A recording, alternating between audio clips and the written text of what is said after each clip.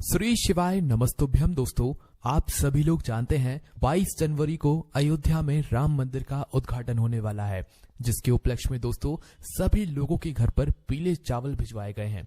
पीले चावल के साथ में ध्वजा भी भिजवाई गई है, साथ ही में भगवान राम जी का आशीर्वाद भी पहुंचाया गया है।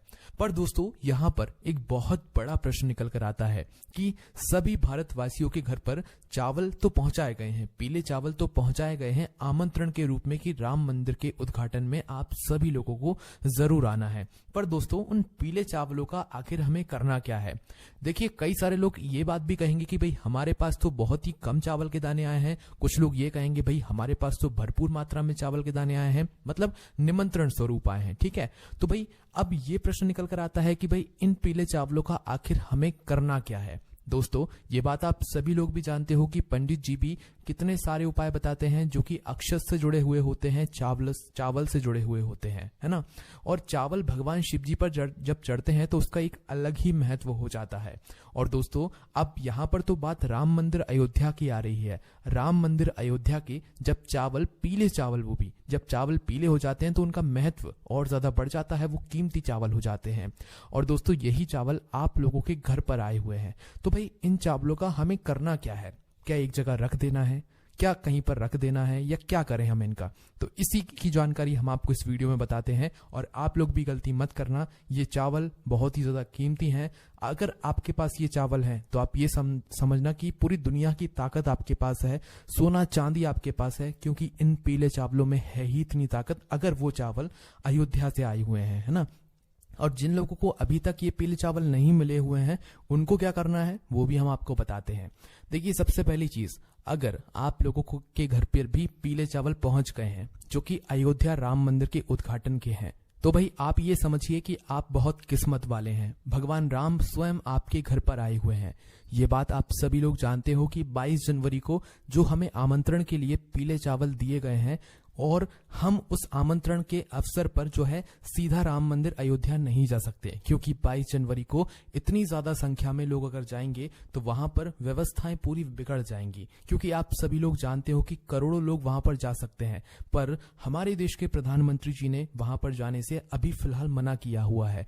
तो उस जगह पर हम क्या करें? कई सारे लोगों ने इस बात को सुनकर ही अपने जाने के प्लान को कैंसिल किया है। तो उस जगह पर क्या करें? उसी जगह पर आते हैं हमारे काम ये पीले चावल। अब ये पीले चावल ही तो यहाँ पर बहुत बड़ा चमत्कार करते हैं। दोस्तों, 22 जनवरी को राम मंदिर में भगवान राम जी विराजित होंगे, उनकी प्राण प्रतिष्ठा होगी, सभी लोग खुशियां मनाएंगे। तो उसी समय पर आप लोगों को भी अपने घर में आए हुए इन पीले चावलों का इस्तेमाल करना है। ठीक है, अब ये पीले चावल जो है ना, ये आपके लिए आमंत्रण के लिए भी हैं, ये भगवान राम भी हैं, ये भगवान राम जी का आशीर्वाद भी है, और ये आपके घर में सुख समृद्धि बनाने वाले हैं। आप सभी लोग शायद जानते ही होंगे, पंडित जी ने अक्षत का महत्व बताया है, चावल का महत्व बताया कि क्या होता है। अक्षत का मतलब ही यही होता है कि वो कभी खत्म नहीं होता, कभी अक्षय नहीं होता, वो हमेशा हमेशा बना रहता है और कभी भी खत्म नहीं होता। उसी तरीके से ये पीले चावल हैं। जिस भी व्यक्ति के घर में एक भी अगर राम मंदिर अयोध्या का पीला चावल पहुंचाए, एक दाना भी पहुंचाए, तो आप बहुत किस्मत वाले हो। नहीं चाहिए आपको ज्यादा चावल, बस एक चावल का दाना भी पहुंचाए ना, तो आप इस वीडियो को पूरा जरूर देख लेना। तो देखो, सबसे पहली चीज, अगर आपके घर में राम मंदिर के पीले चावल पहुंचे हुए हैं तो इन पीले चावलों को आपको बहुत ही ज्यादा संभाल कर रखना है। क्यों संभाल कर रखना है? क्योंकि राम भगवान खुद आपके घर पर आए हुए हैं। आप खुद तो वहां पर उस दिन नहीं जा सकते जिस दिन उनकी प्राण प्रतिष्ठा हो रही है। तो राम भगवान ने अपना एक स्वरूप आपके लिए भेजा हुआ। वो किसी भी रूप में आ सकते हैं, तो पीले चावल के रूप में आप उन्हें समझ सकते हैं। ठीक है, पहला कारण तो ये हो गया। उसके बाद में दूसरा जो कारण है वो दोस्तों ये है कि इन चावलों में है राम भगवान का आशीर्वाद। अब इस आशीर्वाद को आप कैसे ले सकते हो? आशीर्वाद तो आपके पास पहुंच गया है, बस आपको इस आशीर्वाद को सही जगह पर पहुंचाने की जरूरत है ना।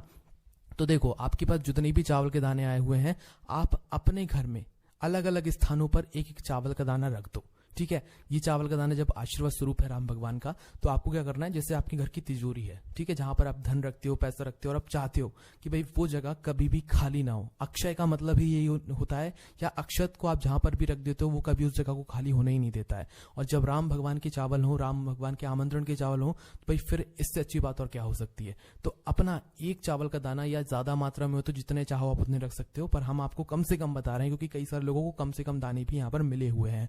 तो एक चावल का दाना आपको लेना है और अपने घर की तिजोरी में जाकर रख देना है। ठीक है, ये हमने आपको पहला बता दिया। उसके बाद में दोस्तों अपने घर के मंदिर में, ये तो हम आपको आखिरी में बताएंगे कि जितने भी चावल फिर बचेंगे वो पूरे ले जाकर आप अपने घर के मंदिर में रख देना है ना। तो पहला आपने अपने जो है यहाँ पर जो आपकी तिजोरी होती है वहां पर रख दिया। दूसरे दाने की बात करें तो दोस्तों दूसरा दाना आप ले जाना अपने घर के रसोई घर में, ठीक है, जहां पर आप भोजन बनाते हो, ताकि जब आप भोजन बनाओ उस समय भी भगवान का आशीर्वाद आप पर बना रहे और आपका जो भोजन है वो बहुत ही स्वादिष्ट बने, है ना। तो इसलिए आप लोग क्या करना चाहिए कि दूसरा चावल का दाना अपने घर के रसोई घर में रख देना चाहिए। अब ये जो चावल के दाने हैं ना, ये सुरक्षित होने चाहिए। ऐसा ना हो कि आपने रखे और कल आपने इधर उधर कर दिया तो वही वो गुम ही गया। नहीं, चावल का दाना अगर आपने रखा है भगवान का नाम, राम जी का नाम लेकर, तो भाई उसे रखे रहने देना। वो हमेशा आपके ऊपर आशीर्वाद प्रदान करता रहेगा। भगवान राम का आशीर्वाद सदैव आपके ऊपर यहाँ पर बना रहेगा। ठीक है, उसके बाद में दोस्तों अब आप लोगों को कहां पर रखना है, देखिए ये दो विशेष जगह महत्व थी, हमने आपको ये जगहों के बारे में बता दिया। अगर आपके घर में भंडार है जहां पर खाने पीने का सामान रखा जाता है, गेहूं चावल आदि रखा जाता है, वहां पर भी आप अपना एक चावल का दाना रख सकते हो। ठीक है, उसके बाद में दोस्तों अब जितनी भी चावल के दाने आपके रखे हुए हैं वो पूरे ले जाकर आप अपने घर के मंदिर में ले जाकर रख दो। ठीक है, और मंदिर में ले जाकर आपको क्या करना है, बस रख देना है ना।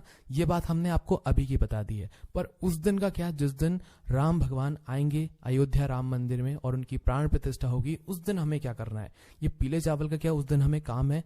जी हाँ दोस्तों, बहुत ही ज्यादा विशेष काम है, क्योंकि मेन काम तो उसी दिन है, मेन आपको उपाय तो उसी दिन करना है। ये जो पीले चावल आप लोगों के लिए आए हुए हैं, क्योंकि आप लोग तो जा नहीं पाए हो, है ना, और मतलब नहीं जा पाओगे क्योंकि बहुत ज्यादा भीड़ होगी और कई सारे करोड़ों लोग नहीं जा पाएंगे, तो उनके लिए ही ये पीले चावल काम आएंगे। आपको करना क्या है, देखो जब भी भगवान राम भगवान की प्रतिष्ठा हो, प्राण प्रतिष्ठा हो, तो उस समय आपको अपने घर में भी इन चावलों को अपने पूजन वाले स्थान पर रख लेना है।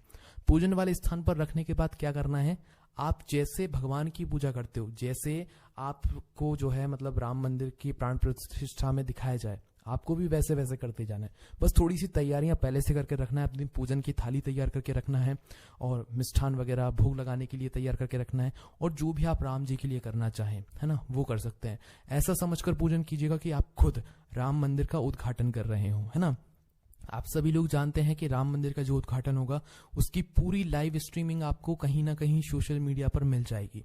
आपको मात्र करना यह है कि जब आप अपने मतलब पूजन करने के लिए बैठे हो, अपने चावलों को सामने रख लो। हो सके तो भगवान राम की भी एक तस्वीर आप लोग रख देना, राम जी, सीता जी और लक्ष्मण जी की भी एक तस्वीर अपने सामने रखकर पूजन करना, और वो चला लेना उस वक्त जब मतलब वहां से सीधा सीधा आप लोगों को दिखाया जाए कि भाई वहां पर कैसे पूजन चल रही है, क्या चल रही है, वो खोलकर बैठ जाना। जैसे जैसे वहां पर पूजन कराते जाएं वैसे वैसे आप भी करते जाना।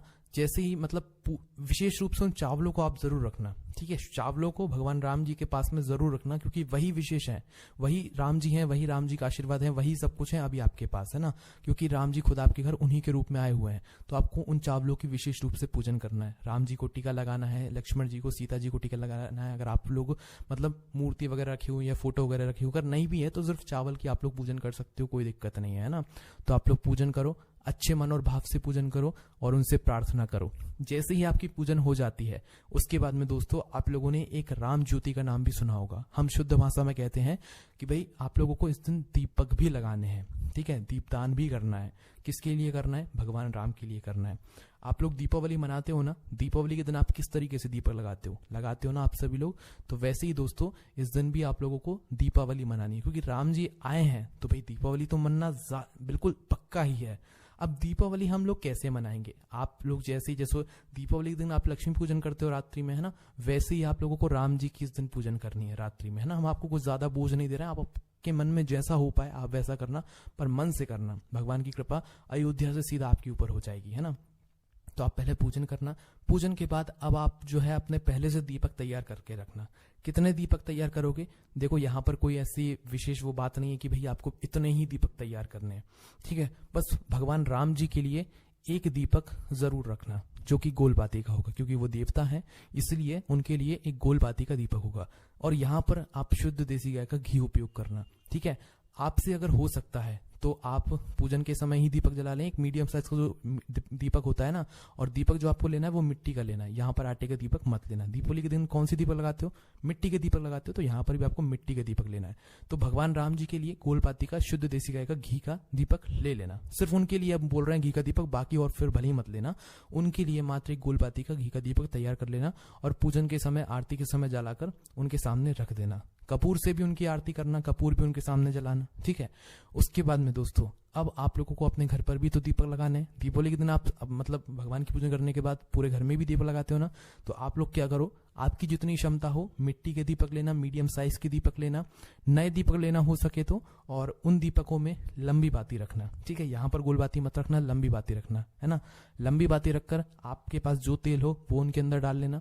डालने के बाद देखो, विशेष रूप से हम कुछ स्थान बता रहे हैं, बाकी आपकी जो मर्जी हो आप उस जगह पर दीपक रख सकते हो। सबसे पहला स्थान है दोस्तों, आप अपने घर के रसोई घर में जाकर पहला दीपक रख दो, ठीक है।